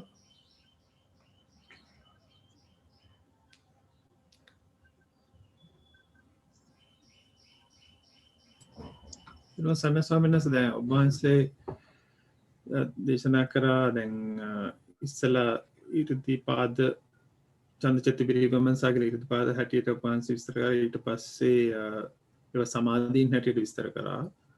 එතකොට දැන් කෙනෙක් සමාධීන් චන්දචිත්ත විරිවමනස හැටියට සමාධීන් වඩාගෙන යනවා නම් ඒවා එකින් එක වඩාගෙන ගිහිල්ලා පස්සේ පොකුරක් හැටියටද මේ ඊර්තිපාද හැටියට වැඩෙන්නේ? එහෙම නැත්නම් කොහොමද අපි දැන් ඒ කියන්නේ 이르දිපාද කියලා කියන්නේ අපිට ඒ කියන්නේ සමාධිය වැඩිලා ඒකෙන් යම්කිසි බාල ගන්නවල ඒකේ මොන හරි වැඩක් කරගන්න පුළුවන් තත්ත්වයකටපත් වෙනවා කියන එකද එතනින් අදහස් වෙන්නේ? ඒක පොඩ්ඩක් විස්තර ගන්න පුළුවන්ද? ඊට කියන්නේ මෙහෙමයි. මං කිව්වේ ඡන්ද නිස්සය ලබති සමාධි ඡන්දේ මුල් වෙලා සමාධියක් ලැබීමට ඡන්දේ එකක් මුල් වෙනවා. එතකොට ඒකෙදි අර හතර අනිත් තුනත් උපකාර වෙනවා. එතකොට ඒ නිසා කෙනෙකුට සමාධියක් ලැබෙනවා. හැබැයි මේ සමාධිය ලැබීමට සඳහා මුල්ුනේ කෙනෙක්ගේ ඡන්දය වෙන්න පුළුවන්. නැත්නම් වෙන කෙනෙකුට ඒක වීරිය වෙන්න පුළුවන්. අපි දන්නවා සමහර අය වීරියවන්තයි. නේද? ඒගොල්ලන්ගේ දැඩි වීරියක් තියෙනවා. දැන් භාවනා කරන්න ගියත් ඒගොල්ලෝ බොහොම දැඩි වීරියක් කරනවා. එතකොට ඒ වීරිය මුල් කරගෙන මෙයා සමාධියක් ලබනවා. ඒක තමයි එයාට මුල් වෙන්නේ. එතකොට අරමුණ තමයි අපේ සමාධියක් ලැබීම. ඒ සමාධියක් ලැබීමේදී අර වයින් එකක් මුල් වෙනවා. නමුත් අනිත් හතරත් ඕනි. අනිත් තුනත් ඕනි නැතුව නෙමෙයි. එතකොට සමාධිය තමයි එතෙන්දී ප්‍රධාන අරමුණ. සමාධියක් ලබා ගැනීම. ඊට පස්සේ අපි දන්නවා දැන් සමාධියක් ලබා ගත්තට පස්සේ අපි මොකද්ද කරන්න ඕනේ කියලා. නේද? අපිට ඒක විදර්ශනා කරන්න පුළුවන්. ඊළඟට කෙනෙක්ට මේ සතර ඉද්ධිපාද වඩලා සමාධියක් ලබා ගත්තට පස්සේ බුදුරජාණන් දේශනා කළා තියෙනවා කෙනෙකුට ඕනි නම් ඒක යොමු කරන්න පුළුවන් 이르දිපාත හාරේ පාන පැත්තට නැත්නම් දෙවියන්ගේ ශබ්ද අහන්න දුර තියෙන දේවල් දකින්න ඒ විදිහට යොමු කරන්න පුළුවන්. නමුත් මේකෙදී අපි දැන් මේ ප්‍රධානතම අංගය තමයි ඒ වගේ පැත්තකට යොමු කිරීම නෙවෙයි. සමාධිය ඉෂ්ට වුණා. එතකොට මේ සමාධිය තුල එයාට දැන් අපි දන්නවා කලල චිත්තං විනීවරණ චිත්තං උදග්ග චිත්තං කියලා නේද? සිත මුදු වෙනවා. කර්මන්නේ වෙනවා නේද? ඒ කර්මන්නේ උනාට පස්සේ මේක ඕනි පැත්තකට නමන්න පුළුවන්. ඉතින් මේකදී අපි බලාපොරොත්තු වෙන්නේ අර 이르දිපාති හාරය පාන නැත්තම් ඒ වගේ පැත්තකට නෙමෙයි. මේක සම්පූර්ණයෙන්ම බලාපොරොත්තු වෙන්නේ ඒක ආශ්‍රවය කිරීම සඳහා චතුරාර්ය සත්‍ය ධර්මය අවබෝධ කර ගැනීම සඳහා මේ පැත්තට යොමු කරන්න. එතකොට අර ටික ඔක්කොම මුල් වුණා. අර ටික මම කියන්නේ හතරම මුල් වුණා. ඒ මුල් වුණාට ඒකෙදි එකක් ප්‍රධාන වෙනවා. එකක් ප්‍රධාන වෙනවා. ඒක පුද්ගලිකත්වයේ මත. පුද්ගලික නැත්නම් පුද්ගලික වේමන්තතාව නැත්නම් ඒ වෙනස්කම් මත ඒක වෙනවා. නමුත් ඒ හතරම මුල් වුණා. හතර මුල් වෙලා සමාධියක් ලබා ගත්තා. ඒ ටික ඔක්කොම මුල් වෙලා සමාධියක් ලබා ගත්තා. පස්සේ ඉතින් ඒක කැමැති විදිහකට සමාධිය කෙනෙකුට ඕන නම් 이르දිපාති හරේ පාන පැත්තට කෙනෙකුට ඕන නම් ඒ සමාධිය තව ටිකක් දිගටම පවත්වා ගන්න ඕන නම් ඒත් ඒ ඉර්ධිපාද හතරම තමයි දිගටම වඩන්නේ. අපි හිතමු අපිට සමාධියක් ලැබුණා කියලා. ඒ සමාධිය ලැබුණාට මේ ඉර්ධිපාද හතර අපි අතහැරලා දැම්මොත් මේ සමාධියත් එහෙමම නැති වෙනවා. ඒ කියන්නේ වීර්යය, කැමැත්ත, අදිෂ්ඨානය, විමර්ශනාව ඒව නැති වුණොත් ඒ සමාධිය නැති වෙනවා. කාට හරි සමාධිය දිගටම පවත්වා ගන්න ඕන නම් එයා ආයෙත් කරන්න ඕනේ ඡන්ද චිත්ත විරිය විමර්ශන මේ ටික පිළිවෙලින් වඩන්නේ. ඒ කියන්නේ ඒ ටික පවත්වා ගන්න එක. එතකොට තමයි එයාට දිගටම සමාධිය තියාගන්න පුළුවන්. ඊළඟට එයාට ඕන නම් මේ සමාධිය මේ ආශ්‍රවය කිරීම පැත්තට යොමු කරන්න ඒත් කරන්න තියෙන ඡන්ද චිත්ත විරිය විමර්ශන. ඒතකොට මේක සමාධිය විතර නෙමෙයි මම කිය එකයි. ඕනෙම දෙයකට. ඒකයි බුදුරජාණන්සර මේ ආනන්ද ස්වාමීන් වහන්සේ මේක උපමා කරේ අර බ්‍රාහ්මණයට සාකේත නුවර ඉඳන් ඒ ආරාමයට එන්න. එතෙන්දි ඡන්ද චිත්ත විරිය විමර්ශාව තිබ්බා. නේද? එතෙන්දිත් යම් කිසි අරමුණක් කරා යන්න ඒ ටික තිබ්බා. එතකොට මේකෙදි අදහස් කරන්නේ යම් කිසි අරමුණක්. ඒක ඉෂ්ට කර ගැනීම සඳහා මේ කැමැත්ත, අදිෂ්ඨානය, වීරිය, ඊළඟට විමර්ශනාව. මේ ටික කොහොමද අපි පාලනයකින් යුක්තව සමබර කරගෙන මේවා උපයෝගී කරගන්නේ අපේ අරමුණ කරා යන්න. එතකොට මේ අරමුණ ඉදිරි ලබා ගන්න වෙන්න පුළුවන්. එහෙම නැත්නම් යම් කිසි තැනකට යන්න පුළුවන්, යන්න වෙන්න පුළුවන්. ඊළඟට එහෙම නැත්නම් අපි චතුරාර්ය සත්‍ය ධර්මය අවබෝධ කරගන්න වෙන්න පුළුවන්. ඒ මොකක් කරන්න වුණත් මේ ටික ඕනේ. මේ ටික හරියට සම්බර කරගන්න බැරුණොත් අරමුණ සාක්ෂාත් කරගන්න බෑ අපිට ඕනේ විදිහට. ඒ නිසා තමයි අපිට මේක වැදගත් වෙන්නේ. තව කාරණා තියෙන ඔබ වහන්සේ මතක කිව්වා අර ඉර්ධිපාද වඩන කෙනෙකුට ඕනනම් ආයුෂ කල්පයක් ජීවත් වෙන්න පුළුවන් කියලා තථාගතයන් කිව්වයි කියලා. ඒ කියන්නේ කෙනෙක් ඉර්ධිපාද වඩාගෙන යනවා නම් Tamanට ලෙඩක් දුකක් හැදුනත් Tamanට ඒක සුවපත් කරගන්න ඉර්ධිපාද මගින් හැකියාවක් තියෙන වගේ එකක් තමයි එතනින් කියවෙන්නේ නේ ස්වාමීන් වහන්සේ. දැන් මෙහිමයි. ඔය ඇත්තටම දැන් බුදුරජාණන් වහන්සේගේ ධර්මයේ තියෙන විදිහට අපි දන්නවා වාග්යතුන් වහන්සේ පිටුවන් පාර සමයේ උන්වහන්සේට දැඩි වේදනාවක් ආවා. දැඩිම වේදනාවක්. ඒක ඉවසන්න බැරි වේදනාවක්. එතකොට ආනන්ද ස්වාමීන් වහන්සේ බය වුණා. බය වෙලා එයා ආනන්ද ස්වාමීන් වහන්සේට හිතුණා වාග්යතුන් වහන්සේ පිරිනවන් පායිදෝ කියලා. එතකොට බුදුරජාණන් වහන්සේ අසනීපය ටිකක් අඩු වුණාට පස්සේ ආනන්ද ස්වාමීන් වහන්සේ වාග්යතුන් වහන්සේ මම දැක්කා වාසේ දැඩි වේදනාවක් තියෙනවා. නමුත් බුදුරජාණන් වහන්සේ මට දැඩි වේදනාවක් තිබ්බ තමයි කියලා. නමුත් මගේ මේ සමාධි බලයෙන් මම ඒක යටපත් කරගත්තා. සමාධි බලයෙන් ඒක යටපත් කරගත්තා කියනවා. එතකොට ඒකෙන් අදහස් කරන්නේ අපිට යම් කායික වේදනාවක් වුණත් සිත දියුණු කරගන්න. ඒකත් 이르දියක් නේ එතකොට නේද? ඒකත් 이르දියක්. අපිට මේ කය ඔසවන්න පුළුවන් නේද? අහසේ ගමන් කරගන්න පුළුවන්. ඒ කියන්නේ කරන්න බැරි වැඩක් නෑ කියන එකනේ නේද? ඒක ස්ථිරවම නෙමෙයි. ස්ථිරවම නෙමෙයි. ඒ කියන්නේ බුදුරජාණන් වහන්සේ අපිට මනුස්ස ආයස වැඩි කාලයක් ඕනනම් ඉන්න පුළුවන්. ඒ කියන්නේ මනුස්ස උපරිම ආයස. එතකොට ඒකෙන් අදහස් කරන්නේ අපිට මේ කය උනත් පාලනය කරගන්න පුළුවන් කියන අදහස. අපිට කය උස්සන්න පුළුවන් නම් කය අවුරුදු ඉක්මනට මැරෙන්නේ නැතුව නේද? මරණයටපත් වෙන්නේ නැතුව උපරිම ආයස අපිට විඳින්න පුළුවන් කියලා කියන්නේම ඒකෙන් අදහස් කරන්නේ මේ සිතට ඕන විදිහට අපිට කය පවත්වා ගන්න පුළුවන් කියන එකනේ. අදිෂ්ඨානයක් කරලා. ඒකෙන් අදහස් කරන්නේ නිත්‍යයි කියලා යම්කිසි කාලයකට. යම්කිසි කාලයකට එහෙම කරන්න පුළුවන්. ඒකයි මම කිව්වේ සිතේ දිනු කරොත් ඒකෙන් කරන්න බැරි වැඩක් නැහැ නේද?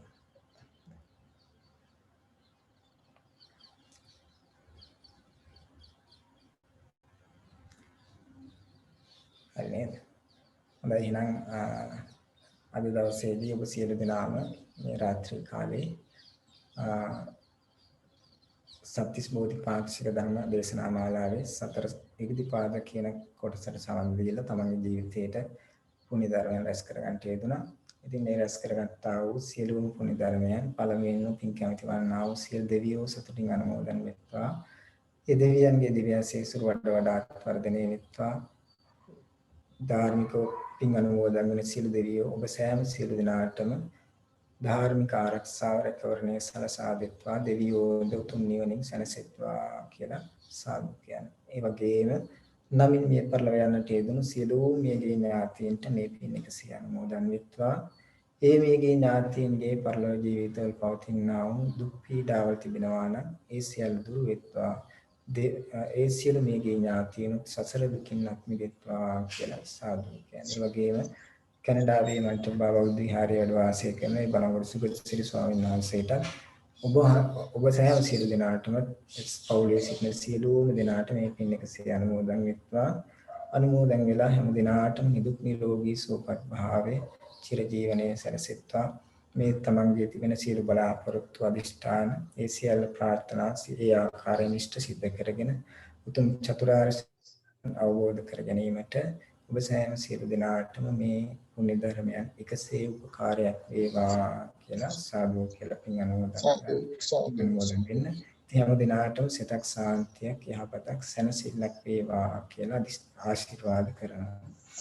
අභිවාදන සීලිස්ස නිච්ඡං වද්ධා පචායිනෝ චත්තාරෝ ධම්මා වඩ්ඩಂತಿ ආයුවන්නෝ සුඛං බලං ආයුරාෝග්‍ය සම්පatti සග්ග සම්පatti මේවච අතෝ නිබ්බාන සම්පatti ඉමිනාතේ සමිජ්ජතු සුපත් වේවාසෝ හැම දිනාටම තිරුවන් සරණයි.